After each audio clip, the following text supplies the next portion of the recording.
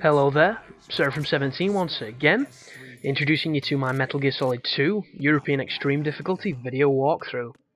This is the epic fight against Metal Gear Ray. And I'm not too sure why I've kept this start bit on because it's unskippable, but you can actually use this time to pick up Stinger ammo. Because boy are you gonna fucking need it. Oh yes, for me this is the most demanding fight of the game. And you're probably wondering why I say that. Well, if anybody's played this game on normal, you'll notice that you had to kill about 4 or 5 Metal Gear Rays. Well, that number increases on every difficulty that you play through, and on European Extreme, you have to kill all of them. And there's about 24 of the motherfuckers that are going to systematically attack you. And if one of them hits you with anything other than the machine gun, you will die. One hit, regardless of life, one hit. It is ridiculous. And what this basically, equates to is a 10 to 15 minute long fight without one mistake. And to me, in my erratic playstyle, that can be very difficult to do, so I found this to be the hardest boss on the game. However, there is a pattern to it, there is enemy movements that you can learn, and by the end of this fight you are going to know how the Metal Gears move. You're going to know what they do to cue the next attack. You're going to be able to predict their movements, and it's going to help you a lot. So when you start off, you want to get as many hits on these guys as you can. If they tilt their bodies to one side like they did just then, it means they're going to do their machine gun, and you can evade their machine gun by rolling. The big threat here is the missiles. As soon as you hear the noise of tun tun tun and you see them firing up from the backs, you need to move, because those missile impacts are going to be exactly where you're standing, and your ears on this fight are your most important asset. And these first 3 Metal Gears, unless you do enough damage, are going to spam those missiles at you like motherfuckers, because it's just what they do. And that attack right there is a one-hit kill, but it is easy to evade, and it is the one you want to do. And how you make him do that is you go as close to the Metal Gear as you can. And I get really sloppy there because he lands on me jumping up because I didn't realise I was that close to that Metal Gear. But if you notice, I'm running towards him. And you want to try and take the knee out first, then take out the face, because that's the best way to do damage to them. And if you hit the knee quick enough, you'll interrupt their attack. And right then, my god was that close. He would have killed me if I'd have not hit him in that split second. I got super close just then, and I got hit by the machine guns, which is annoying because now I'm bleeding and it means that I have to crouch down. And the only time you want to stop moving on this fight is as soon as you kill one, because when one is down like that one, do not focus on him at all, focus on his buddies, because he's going to climb off the platform and another Metal Gear is going to climb on, and in those precious seconds you can do a lot of damage. That attack right there is the worst attack that these enemies do.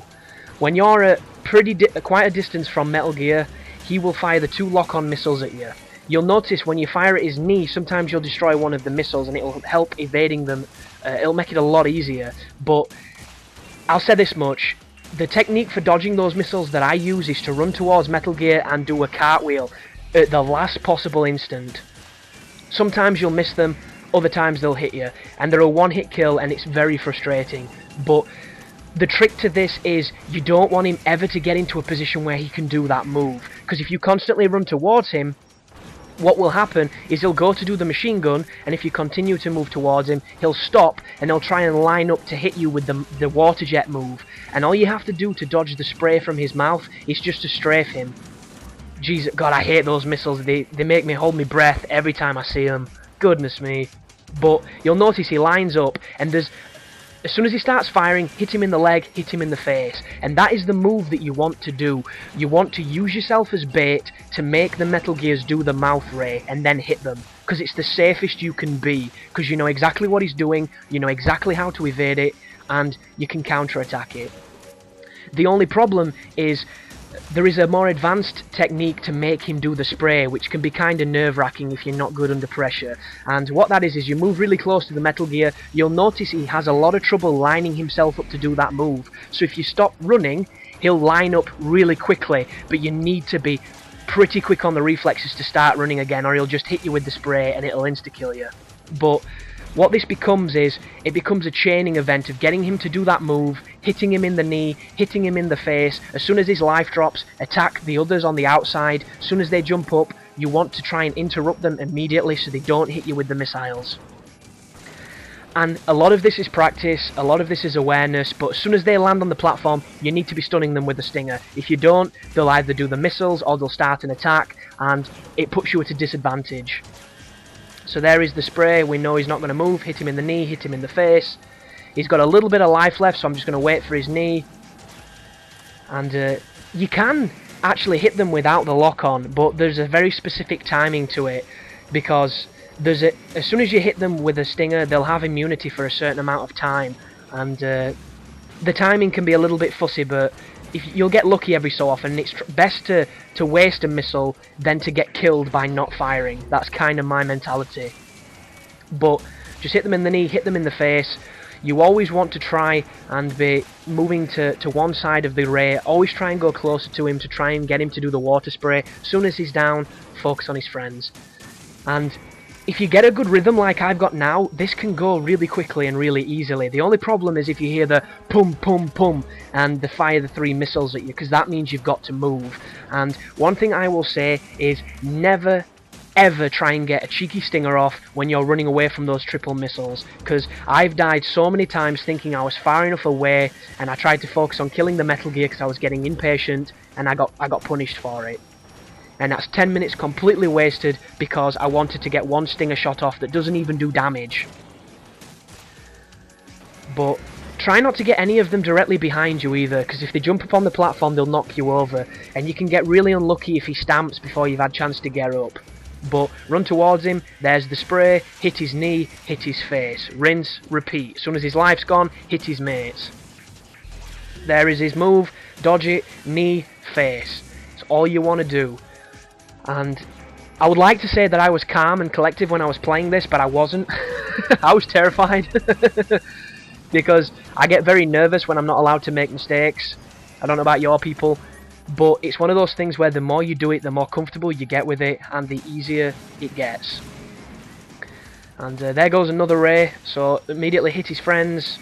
And what you want to try and do is you want to try and at least hit them both, because you'll work the life down, and it'll get to the point where when they jump up onto the platform, you'll barely have to attack them and they'll die. And it makes so that you spend more time attacking the Metal Gears than they do attacking you. And that's pretty much it. And if you're playing on normal or easy or anything like that, then this fight's going to be absolute cake. And I've just paused it, and I'm not too sure why. I might have been shitting my pants thinking my capture device had frozen or something. But yeah, you'd never want to break your streak either. If you're in the mode and you're just, you know, zoned in, pausing it can be treacherous to your health.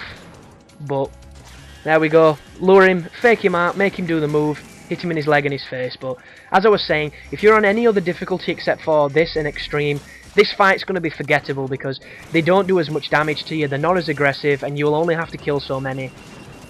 But there's the missiles.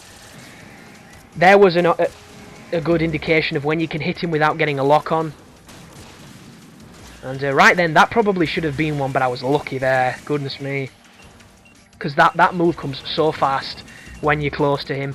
He does it so quickly, and I've died from it so many times that I know it's a threat. And just getting caught is so demoralising. It's one of those really heartbreaking experiences. And I should really know what the codename for the last ray that you have to kill, or the last set of rays that turns up, but I really don't. If I'm honest, when I was doing it, I didn't even think I was halfway when it ended, because I was just in that mood of, I've got to kill hundreds of these bastards, I might as well not think about, you know, when will this end, and just think about, I might as well accept that I'm in the situation. Because when you know you're close to the end, I think that's when you get more nervous. I think that's when you start to make mistakes, because it's within reach then, and that's when it's, you know, the most heartbreaking when you fail. But he's trying to line me up, I think. Yeah, check him out. Do you see how he's having a lot of difficulties getting close to me? And if he walks away like that, you want to try and hit him with a stinger, because it means you're going to be able to. One thing I've not mentioned that I probably should have, if he ever screams, for whatever reason, it's a taunt, and it means that you can get a free shot off on the Metal Gear. So you want to take advantage of that. if he ever roars and his mouth opens, he is completely vulnerable. I might be too focused on the commentary here, but I haven't seen it that often on this particular run. But on a couple of my failed runs, these things were screaming at me all the time. They were giving me loads of opportunities to shoot them in the face. It was great. But just, you know, methodical movements, kneecap, then face, lure them into doing the hydrojet attack. If you need ammo, there's plenty spaced around the arena. And just try and stay as calm as you can, because the more nervous you get, the more likely you are to fuck up. And as I've said, I think on Extreme you get one ration, so a ration with body armor is probably going to help you out, but you're still only going to be able to make 1 or 2 mistakes. And unless it's the machine gun bullets, because the machine gun bullets don't do that much damage really, and it's one of those things where the only real inconvenience is the fact that you have to kneel down and stop the bleeding. But if you've got a turbo pad, you probably came into this fight... Oh, my bad, that's the next one. Yeah, that doesn't matter. Just forget what I was saying there, people. I'm just having a bit of a mind fart. But just keep using the stinger. And one of the good things about this fight is you're going to get really good with the stinger. Especially if you go back and fight the Harrier, you're gonna be well on your way to really hitting that dude. And just getting comfortable with how the stinger works. But I'm not going to lie, there was a couple of moments in this fight where I completely forgot my buttons, you know, because I was in such a tense mood, just full on do or die feeling in my body, but that's probably just me. But yeah, kneecap face, as soon as you hear those beeps, make sure you're moving away from where you were stood, and just capitalise on the weakness, capitalise on the patterns. And I wish there was something I could say, like a guaranteed way to get everybody through this, but I really can't, because I was dreading this fight, and when I got to it, it was the fight I think I died the most on. And it took me about an hour and a half to get it, which is maybe the longest I've been capturing a section of a game. Maybe there's a couple others that are very close to that margin. But yeah, this is hard, and if you accept that and you just sit down and focus, I think you should be okay.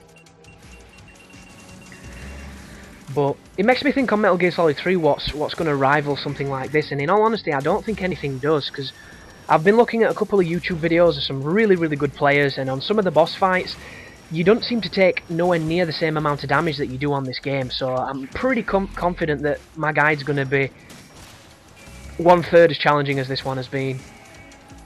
Like, I had to kill the Fear without thermal goggles on my normal playthrough. I don't know if I've mentioned it in another video, but that was a pain in the ass, because I had to wait for him to shoot at me before I could find where he was to shoot at him. And obviously, the enemies are really accurate, so I spent more time picking fucking arrows out my body. And then when he dropped down because he was hungry, I couldn't control him there either, because I couldn't see him. So he got his life back 2 or 3 times. And then there was the end fight, who... Once you get down how to do that fight, and I fought the end a lot, so I'm pretty confident in my ability to take him on. He's not too bad, but I was actually doing it without sound, and it's the first time I've ever fought him without sound being on. And it was a lot more tense for me, a lot more challenging, because I had to purely rely on my eyes.